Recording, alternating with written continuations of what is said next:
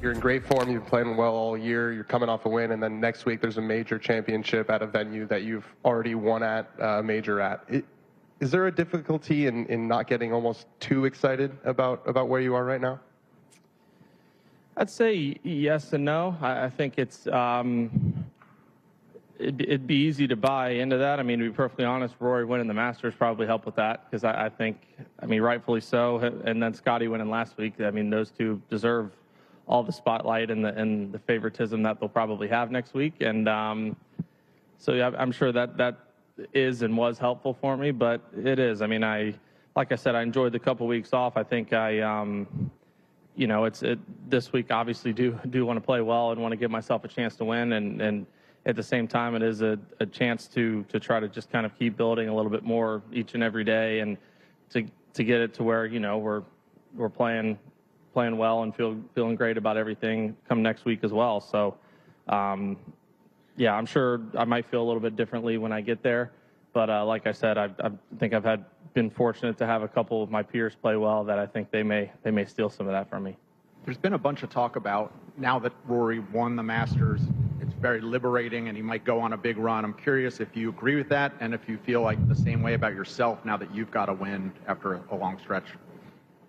I feel like Rory was kind of on a pretty decent run this year already, so I don't know. I guess it's all relative of what a big run is, of if that means more majors or more tournaments. But I mean, he's played better than everybody this year, so even before the Masters, without winning the Masters. So. But I felt that way about my game, for a little bit, in the sense of over a long career, you go in runs. I mean, I know that in both good and bad, and it's just about minimizing the bad and maximizing the good. And I've gone on a couple stretches there, where I feel like I've kind of won 5, 6, 7 times in 30, 35 events, and it's like it's there. It just sometimes things just happen when you win versus when you don't win, and I feel like I kind of saw a little bit of that at Harbour Town of maybe some things going my way and just kind of making the putts, getting the bounces, whatever it is when you need to. But I'm not necessarily expecting it. I understand that it can happen, but I know I just kind of need to keep doing what I'm doing to put myself in the best position for it, if you will.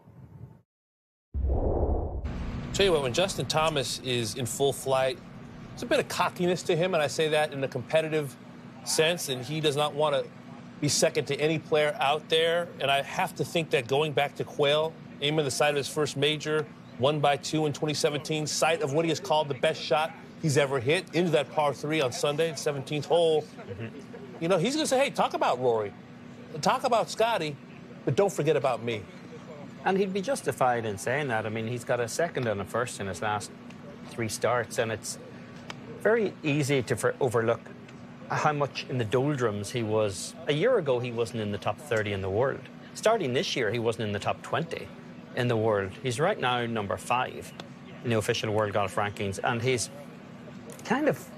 dealt with what had become his weakness in the last couple of years. He's 20th on tour in putting this year. Last year, he was 174th. The year before, 135th. That was the one club in the bag that seemed to be keeping Justin Thomas from the winner's circle. Once he's gotten some confidence in that, the rest of the game is still there. He's still one of the best iron players in the game. He's a little bit off with the driver compared to what he was in recent years, but nothing that's sort of inconquerable out there. He's just around the greens and on the greens. He's got the old confidence and the old swagger back. And he's a guy, I think, that works really well with swagger. He's got that little spark to him, but he wants to prove something to the Rory McIlroys, to the Scotty Schefflers, that he is part of that conversation. And when Rory McIlroy is a good friend and when Tiger Woods is an uncle or mentor, you're not going to be running scared. And I do think that the putter, no longer wooden. He's talked about being mechanical too often in the past. If that club is working, which it has been, the rest of his game hits the ball so high, so far, unafraid to shoot 59, to shoot 61, to shoot nothing. And going back to Charlotte next week, this is what you want if you're a golf fan. The best players in the world at the height of their power, the best against the best at their best. And that's what's lining up for next week in Charlotte. Certainly quality players have won major championships at the same course more than once. Seve Ballesteros, Jack Nicklaus, of course, done that outside of Augusta National, obviously.